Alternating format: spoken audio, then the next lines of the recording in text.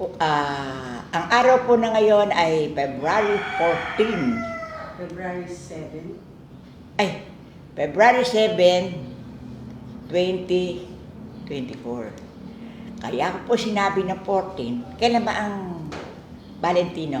14. Nalalapit po tayo sa araw ng mga puso.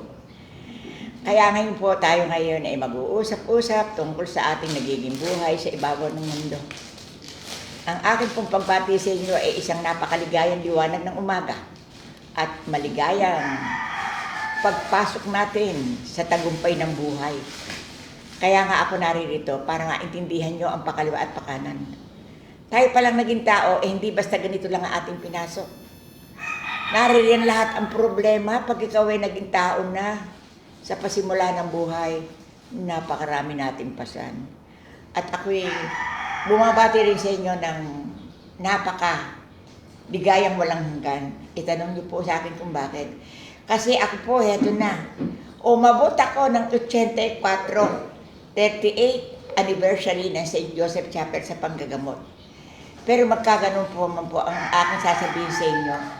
Sa aking naging karanasan ng buhay, ako po'y nagkatrina, parang gagamba. Ha?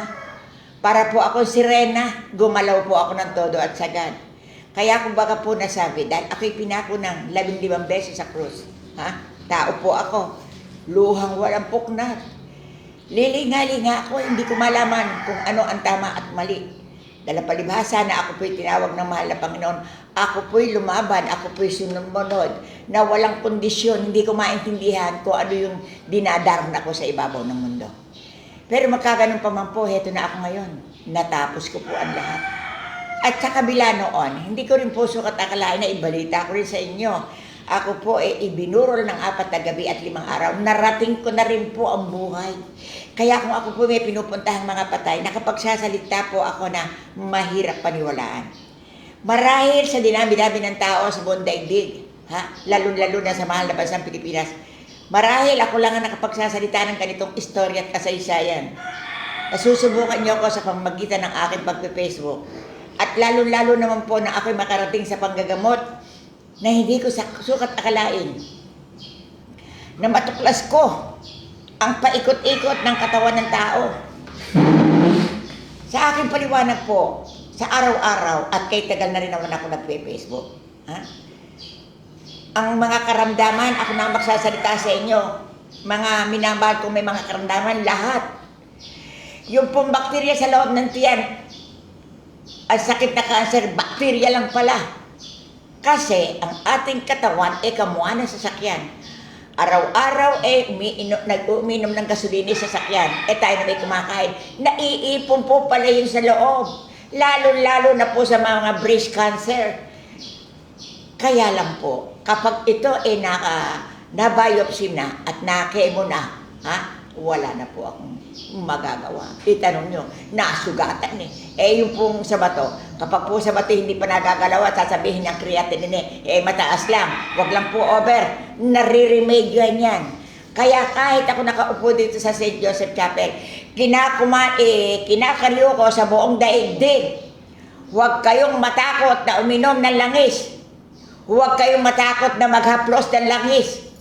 Kasi napakabisa po dito. Wari mo po, may bukol kayo dito, may bukol kayo dito. Magdasal po kayo. Haplosin niyo po yan.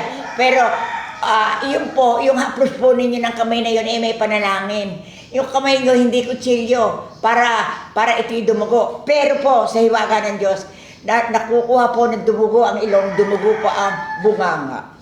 Kaya kung ako man ay nananawagan ng mga may pupunta dito mga tao, ang akin pong kamay ay hindi kutsilyo. Nakadudukot po ito yung mga bato-bato sa loob ng ano. Kasi po, pag pinasok ko po ito, nararating po, nakakalikot ko po yan.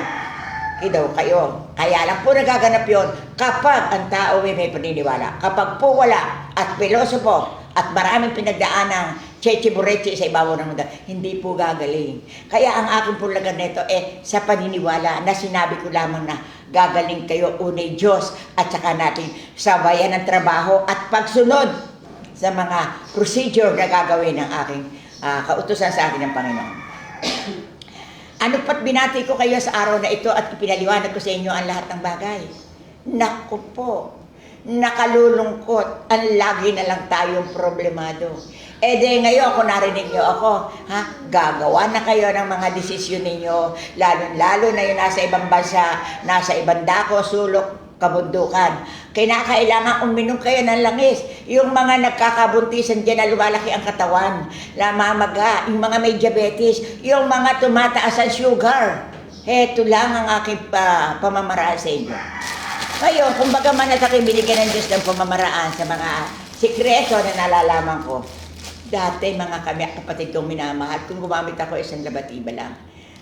Ngayon po dalawa na at mayroon pa paikot-ikot. Kasi hindi nyo alam na itong ating katawan lupa at katawan, may mga butas-butas yan. Yung first layer sa wari mo, ayan, nakaharap na akong ganyan. Yung first layer po na yan sa laman loob sa ibabaw. Second layer po yan, yung pong sa puwit. Naroon po. Kaya nananawagan uli ako sa inyo na kapag maraming nagsabit-sabit doon sa loob ng bitukan ninyo, yung wari mo kumain ng kako kaya haba-haba ng hiblaya, hindi nyo akalain na bumabaranda sa spinal na nangangalog, nangangatog, yung kamay gumaganyan. Pakarami ko na pong na-encounter, kaya kung sakali man ako'y nagsasalita dito, kaya ko po nasasabi yan, makatotohanan po. Kaya yun po, pag ang kamay ko po'y binigyan ng Diyos ng himala at akinada, yun po lahat na nailalabas ko. Kung sakali mat kayo may mga tanong sa aking mga ginagawa, iyon po. Kaya ang lahat po na ito nagdadaan sa puwerta, nagdadaan din po sa puwet. Ito po palang ating puwet, para rin bunganga natin. May gilid, may ganyan. Yung po ating puweta, para rin pong bunganga. Para pong lungga ng ano yan, lungga ng alimango. Kaya po, sa araw at oras na ito, isinenyas ko na sa inyo ang pakaliwa at pakanan na ang aking panggagamot malalim. Kaya kung kayo magtataka at may katanungan, huwag na kayo magtanong. Makinig na lang kayo. Huwag nyo na akong usisain dahil mahirap din magpaliwanag.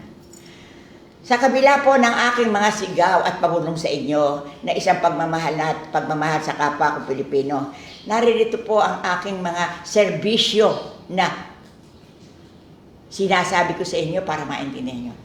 Ang langis ang pag-inom, akisay katapusan. Para yung mga kasukasuan yung ganyan, hindi lumalago to. Kasi pag kayo sabi ko, kulang sa langis, ayan, para tayong makinang singher, uminom kayo ng langis. Normal, akisay katapusan. 5 kung gusto nyo. Kung malaki katawan, 6. Di papasok yun.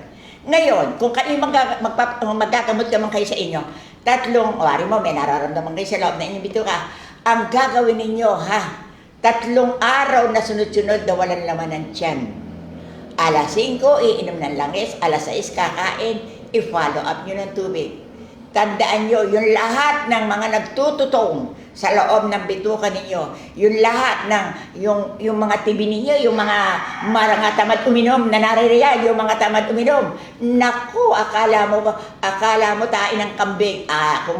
Kung naturan sa sinisilip ko, ganinin nyo po, hindi mahiwa-hiwa, tining na tining. Walang papasok na bato sa tiyan nyo. Yun na tining. Kaya kung sakali man sinabi ko sa inyo, lalo-lalo na yung mga sa abdo, nako, ganun din. Kaya ito, sa aking nalalaman, may sikreto na ang lahat na ito nagdadaan sa bato. Sa puntang bato. Kaya kung sakali sinabi ko sa inyo sa oras na ito, marami po akong sikretong na ipagtapat sa inyo. Kaya kung kayo binabati ko sa araw na ito, yung may sakit sa bato,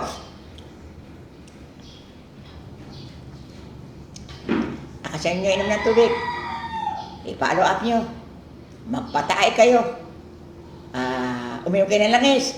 Yung mga lalaki hindi naiipon po dito sa kabila ng kanilang egg na yung bukol, nahihirapan silang magpalabas ng similya. Wala nang sikretuhan, mga minamahal kong mga kalalakihan. Kasi dapat nyo malaman, lalo naman yung mga may prostate. Ang ari naging parang palaton, patag na patag, nagtago na yon, dahilan na po yung lahat sa loob, bacteria rin po ang naman. Kaya kung sa kabila ng aking mga pinaliliwanag sa inyo, ang aking tinatawagan dito, yun lang naniniwala. Kung kayo'y naniniwala, pag kayo pumunta dito, kumpletuhin nyo gamit, tanong niyo di sa akin kung bakit. Mahirap yung kailalayo na inyong dinayo Pagdating dito, wala, kulang, ganun, ganun. Mali yun. Kaya kung kayong narinig niyo ko na kayo dadayo rito, dadayo kayo, kinakailangan areglado para sundalo. Hindi yung magpipinture, walang dala brutsa. Mali yun. Kung kailan kakain, hahanapin ng pagkain, mali yun. Kaya ngayong umaga, huwag na kayong magtanong sa aking nalalaman at naririto ako na ang lahat pinaliliwanag ko sa konting nalalabi ng aking buhay para maintindihan nyo ang akin at kung bakit ako naging mother pa rin. Maglaylo kayo sa buhay. Ano yun? Pag may nagagalit sa inyo, huwag kayong magagalit. Tandaan nyo. May sikreto lang yun. Walang iniwan sa ginagawa. Tingnan nyo. Kapag kayo sikat na sikat, kapag maganda ginagawa, hindi binabati. Pag mali, yun lang ang babatiin. Kaya kung ako man nagpunta sa inyo at nakipagharap ako, na kayong lahat tinantusan ko, weather lang po ang aking pagkatayo dito sa St. Joseph Chapel. At kung hindi lang po tunay na ako inuutusan, hindi po ako magsasalita sa inyo. Ipakikita ko lang po sa inyo ang tunay na katotohanan. Kaya kayong pong umaga sa inyong mga tahanan, magsipagbukas kayo ng pintuan, hindi lagi nakasarado, magpagpag kayo, papasukin nyo ang gawad bendisyon ng mahal na Panginoon ang sabi niya po sa akin sa ngayon sa inyong lahat. Ito po sabi, kayo ay dumilat, ako ay pakinggan, sa tunay na liwanag, kayo aking pinagmamasdan. Kaya kung kayo ay mali, ito'y pag-ingatan na marating nyo ang daigdig. Buhay na hiram, ang Diyos ang patnubay. Kaya ipinatataro ko po sa inyo ang hiwaga ng ating mahal na Panginoon na inyong tandaan sa inyong isip. Kapag po laging ang pinag-uusapan ay gusot, sira ng kapitbahay, sira ng lahat na yun, yung pag-asensi laging pinag-uusapan, huwag niyo pong papansinin yan. Tanong niyo po sa akin yung kung bakit na naman. Kasi po yung iba, walang iniisip kundi makasira ng kapwa para po mga daga. Ngayon, nakikita ko sa inyo sa umagang ito na marami tayong babaguhin. Lalo kayong magdasal na pag-ibayuhin mo po ako. At eto ang aking sasabihin. Kung sino yung walang pera, siya mayabang. Kung sino man yung pera, ingat na ingat at baka mautang. Kaya doon lang po sa Grancia, di ba? Grancia di mano na kayabangan, kinakailangan. Pero daw kayo, mainam daw po yung may kaprasong yabang. Hindi daw baling kulang sa pera, may kaprasong yabang. Itanong niyo sa akin kung paano pamaran. Marami kasing nagpapagamot dito. Uupo pa lang ako sa upuan. Ako po walang pera, ako po ganito, ako po gano'n. Sabi ko, hindi naman pera pinag-uusapan natin. Ano ba sakit mo? Palakpakan niyo mga kapatid. Kaya ngayon, pag-iingatan niyo din na huwag kayong padaplis-daplis na salita. Kaya ang bagang ito ay kaganda. Hindi ko na po pakahabaan dahil ako po nagmolestya na sa aking apo. Aalis na po ito mag-aaral. Kaya kung paminsan-minsan na hindi ako nagpe-Facebook, kasi po nakikisungkulang ako sa mga tao. Teka muna po at ako'y uupo. At ako po ay mananalangin. Ito po bigay sa akin ng mahal na Panginoon. Huwag na akong husgahan Mahilig po akong magkukuros. Kasi itong kurus na ganito, sa ngalan ng Ama, ng Anak, ng Liwanag ng Espiritu Santo, gumaya na kayo. Kapag po kayo nasa sasakyan, magkurus kayong ganyan. Tandaan niyo po, hindi kayo maaksidente. Ipaghalimbawa mo naman, nasa loob kayo ng kulungan at dumalaw kayo, magkurus uli kayo ng ganyan para kayo may kinatatakutang multo. Itanong niyo sa akin, baka mag-right matamaan kayo ng balibagan sa loob ng kulungan yan. Kaya kung ako man, nag-aano sa inyo, nagsasalita ng ganito, iyon po ang ginamit kong proteksyon sa aking buhay. Na kapag ako'y lumabas ng aming pintuan, wala akong pakialam. Kasi po, maraming mga tao na ang isip ay puro artificial. Mainang mangungusap ng mga salitang kabalastugan na hindi intindihin yung kanilang sarili. Kasi po, tayong lahat na nilalang na tao, may kanya-kanyang nalalaman. May kanya-kanya tayong parabola sa buhay. Ngayon, kung sakali man kayo nakikinig sa akin, tandaan nyo, huwag kayo magpapawala ng kandila. Kagaya nitong binigay sa akin kandila, itas nyo mga kapatid. Ito lahat ng kandila, lahat na nagpupunta dito. Ang ibig sabihin nito, kandila ng buhay na tinanguan sa ibabaw ng mundo. Nakuha ni Mother Paring nung siya mag-birthday ng 84. and 38th anniversary sa chapel sa bahay ng Dalanganan. Kaya ito, kung mapupunta sa inyo, pang ganyan lang yan, pag may sakit kayo, pag wari mo ang anak ninyo hindi pa umuwi, naku po, Panginoon, ang anak ko po gabi na wala pa, huwag po sanang madidisgrasya. Yan. Kung ano man ang hihilingin nyo, kaya sinabi ko sa inyo, itong kandilang ito na hinawakan ko, na ipinundar ko sa maliit na halaga, mahalin nyo hanggang kayo ay magbuhay, nakarating kayo dito, tandaan nyo, umagaan ng galon nyo. Ang dasal nyo po dito, nakararating sa itaas. Ito po, tanong niyo sa akin kung bakit. Ito po sabi sa akin, ikaw aking anak ay aking pinagmasdan. Ikaw ay aking sadyang bigyan ng kautusan. Pero ito naman aking anak ay sumunod sa aking kahilingan. Kaya ang basbas ko sa iyo. Sa mga taong sa lugar mo ay dadalaw. Ang kagalingan ay makakamtan. Ang gaan ng buhay ay mararamdaman. At ang luwag ng kalooban ay makakamtan. At ang pangunawa, hindi dilim na daan at liwanag na daan. Ito po ang bigay mensahe sa araw ng February 7, 2024. Ang awit ko pong bibitiwan ni ganito. Ito po ha. Ngayon, ito isa-isa kong nagbabasahan ha. Sagot kayo, may letra yan, may laman yan. Ito, kakanta ko. Nang ako sa inyo ay dumalaw, kayo'y aking pinagmasdan, at ako sa inyo'y sunbikaw sa inyong hiram na buhay. Kayong lahat ay binabati ko sa bilang kapuluan. Ayusin niyo ang buhay niyo, pati na pagpapamilya niyo. Ngayong ito'y sadyang narinig niyo.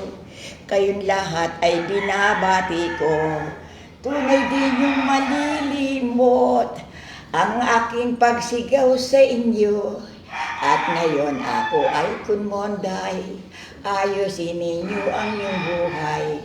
Lalo rin din sa buhay niyo, lahat ay pag-iingatan, lalo na sa takbo ng buhay, sa inyong mga utang. Kapag puro patubuan ang inyong pinairal, tunay kayo'y sadyang sasadyat sa inyong hiram na buhay. Para kayong isang barko, lulubog ang inyong katawan. At ano nga yun ay narito, kayo'y aking tinatanaw. Kayo'y hinaharan ako sa hibla ng inyong buhay, sa pamamagitan ng mother pa rin ng Bulacan. Ako ngayon ay nagsenyas, eto pabalita ko sa inyong buhay. Kapag kayo'y malapit na rin din, nasadya na pumanaw, na ako ay darating din sa inyong kinalalagyan. Ako ang sa inyo ay aakay, kung saan ko kayo iiwan, kung saan din ilalagay, ako inyong kasamahan. Ano ngayon at sadyang kay ganda ng winika ko sa inyo. Tunay din nyo malilimot ang babaeng milagro. Kung sakali mandit na tanaw ang itsura ng sang milagro. Dito niya kinukuha, salita bigay ng may kapal. Matapos na ako sa ngayon, kayo ay pinagmasdan ko. Kayo'y binibilangan ko sa hiram na buhay nyo. Ang sagot ko ngayon sa inyo, tumatag na rin din at kayo. Haharapin ko na kayo, kakausapin ko pa kayo. At ano ngayon at kay ganda, ngayon ay napagmasdan ninyo. Ang babaeng Bulakenya, ngayon ay naririto na. Kung ano man ang hihahatol nyo sa babaeng minanika ko, kahit siya ay matanda at gurang na siyang totoo, kayong lahat ay binibilog ko sa inyong mga kinalagyan. Di ninyo kayang hatulan ang babaeng Bulacan, kaya ang mga lasenggo ngayon ay aking tinatawagan. Wala kayo na panalo kundi bata pa'y namamatay. At ano ngayon at kay ganda ng binikas ko at patotoo, lalo na ang mga babae na sobrang makapritsoso kapag nakakita na sila may tikas at sadyang may pera, nag-uumahit na ito at sadyang nagpapropaganda. Di nila ngayon na malaman sa kanilang hiram na buhay. Kapag sila'y may intensyon, sila pa ang gumagalaw. Ang mga babae nandudukot, ito'y inyong mapagmamasdan. Kaya kayong mga lalaki, kayo ay mag-ingat lamang. Ang akin ngayon ay sinigaw, dapat nyo maintindihan. Ang buhay pala ng tao ay lubhang makasaysayan. At ngayon ako ay narito at kayo'y aking sinayawan. Hindi ninyo malilimot, bigkas at pangangaral. At ako ngayon ay narito bilang sa loob ng simbahan. Ang lahat na nagsisimba, puti ang gusto kong kasuotan. Ganon din sa mga kurtina, bulaklak na naririto. Tunay naman na putian, ang tunay na isusuot nyo. Lalo kung kayo ay nariyan, tutungo kayo sa gamutan. Kayong lahat ay magbihis at ang pasyente paliguan. At ako ngayon ay sumigaw, dapat nyo maintindihan. At mabuhay ang buong sandaigdigan. Ngayon po, tumayo kayo. Ako po ay naririto na ngayon ay inutusan ng Panginoon. At kung kayo naman ay naririyan at narinig nyo, pag-aralan nyo naman ang sinabi ng Mother Paring ng Bulacan. Kaya ngayon, magpapaalam na si Mother Paring at sa muling pagbabalik.